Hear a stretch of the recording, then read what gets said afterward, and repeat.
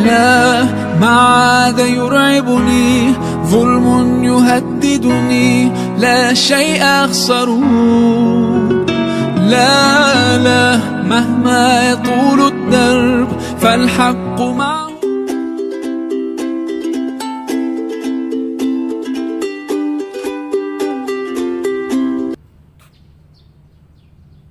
Bismillahirrahmanirrahim. Assalamualaikum warahmatullahi wabarakatuh.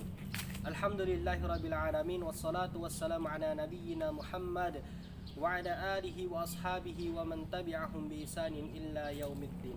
Rabbi shrah li sadri wa yassir li amri wahlul 'uqdatam min lisani yafqahu qawli. Amma ba'd. Alhamdulillahirabbil alamin, pada pagi hari yang cerah ini kita masih bisa merasakan nikmat-nikmat Allah Subhanahu wa taala. Salah satu nikmat Allah yang kita rasakan adalah nikmat sehat. Maka dari itu, sebagai seorang muslim yang taat beribadah kepada Allah Subhanahu wa taala, mari kita bersyukur kepada Allah atas nikmat yang telah diberikan kepada kita. Baik anak-anak soleh dan solehah, sebelum pembelajaran kita mulai, alangkah baiknya kita berdoa kepada Allah Subhanahu wa taala terlebih dahulu agar ilmu yang kita dapat itu dapat berbarokah dan bermanfaat baik untuk kita sendiri maupun untuk orang lain. Baik anak-anak soleh dan solehah, pada minggu lalu Pak Salam sudah menjelaskan tentang tata cara sholat Id, ya. Nah, untuk pertemuan kali ini Pak Salam akan membahas materi tentang khutbah Id, sunnah-sunnah sholat Id, kemudian hukum-hukum sholat Id dan takbir pada hari raya. Yang pertama, Pak Salam akan menjelaskan tentang khutbah Id, ya, baik itu Idul Fitri maupun Idul Adha.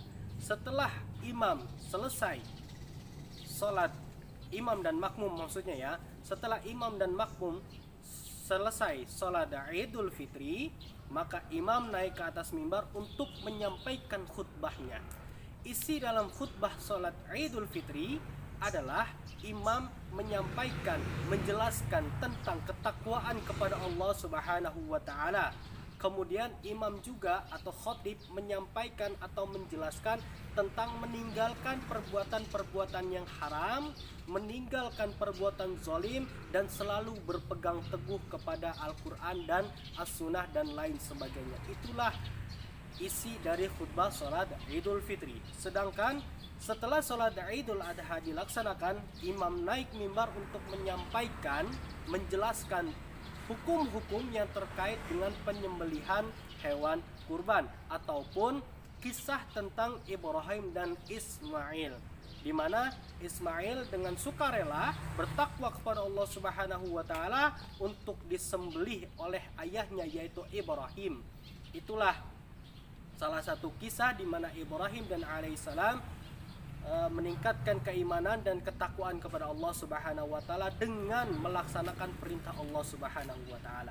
Baik anak-anak soleh dan soleha, kemudian yang selanjutnya adalah sunnah-sunnah sholat Id. Sunnah-sunnah sholat Id di sini ada 6, ya, di buku paket silakan dibuka di halaman 23. Sunnah-sunnah sholat Id ada 6. Yang pertama, hendaklah melaksanakan sholat di lapangan, ya, melaksanakan sholat Id di lapangan. Apabila tidak memungkinkan seperti turunnya hujan dan lain sebagainya, maka dilaksanakan di dalam masjid. Tapi kalau misalkan udaranya cerah, cuaca cerah, maka lebih afdolnya itu dilaksanakan di lapangan. Kemudian yang kedua, berangkat pagi-pagi menuju sholat Id. Jadi berangkat pagi-pagi, biasanya sholat Id itu dimulai antara jam setengah 7 sampai jam 7. Makanya berangkat pagi-pagi ke tempat sholat Id, ya, itu lebih baik. Kemudian yang ketiga adalah berangkat menuju lapangan atau masjid dengan berjalan kaki apabila mudah.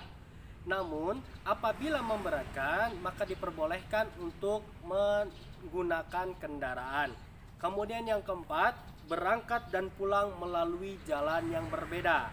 Contohnya, berangkat dari rumah melalui jalan kanan, ya, pulangnya dari lapangan menuju rumah melalui jalan kiri. Itulah sunnah-sunnah, ya, ketika berangkat ataupun pulang dari sholat Id. Kemudian yang kelima, disunahkan makan beberapa butir kurma sebelum berangkat sholat Idul Fitri, dan kurma yang dimakan hendaklah ganjil, yaitu 1, 3, 5 ataupun 7 butir, yang penting ganjil. Itu pada sholat Idul Fitri. Kemudian yang keenam, mandi, membersihkan diri, memakai parfum dan mengenakan pakaian yang paling bagus bagi laki-laki. Adapun wanita, hendaklah mereka keluar tanpa menampakkan perhiasan, dan lebih sunnah lagi untuk wanita adalah keluar rumah tanpa menggunakan parfum, karena itu akan menjadi fitnah ya di tempat sholat.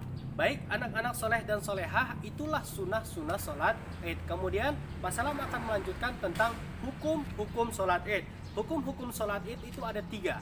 Yang pertama adalah tidak disyariatkannya azan dan iqomah pada sholat Id. Jadi tidak ada azan dan tidak ada iqomah di dalam sholat Id ataupun ketika mau memulai sholat Id. Hanya saja Bilal mengucapkan as-salatu jami'ah, ya. Bilal hanya mengucapkan seperti itu. Jadi tidak ada azan dan tidak ada iqomah. Kemudian yang kedua, tidak ada sholat sunnah sebelum dan sesudah Id apabila dikerjakan di lapangan. Akan tetapi kalau sholat Id itu dikerjakannya di masjid, maka ketika mau masuk masjid, sudah di dalam masjid, sholat sunnahlah tahiyatul masjid, bukan sholat sunnah qobliyah, bukan sholat sunnah qobliyah Id, akan tetapi sholat sunnah tahiyatul masjid sebelum duduk untuk menunggu sholat Id. Kemudian yang ketiga, orang yang tertinggal 1 rakaat atau tertinggal 2 rakaat, ia menggantinya dengan tata cara sholat Id berserta takbir tambahan.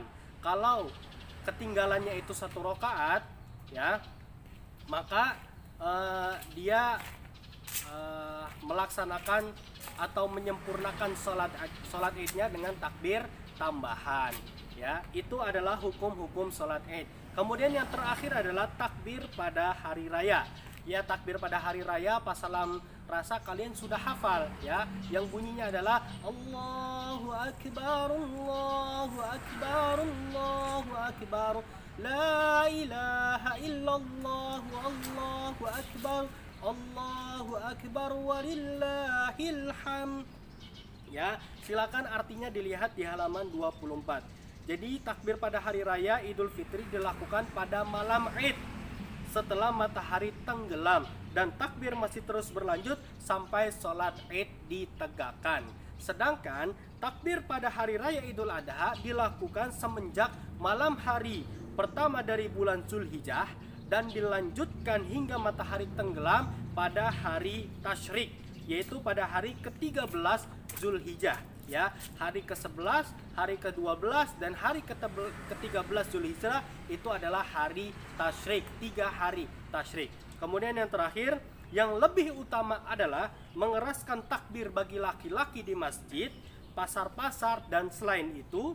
Adapun bagi wanita maka tidak mengeraskannya. Jadi disunahkan bagi laki-laki untuk bertakbir baik itu di masjid, di lapangan ataupun di pasar-pasar untuk mengagungkan nama Allah Subhanahu wa taala.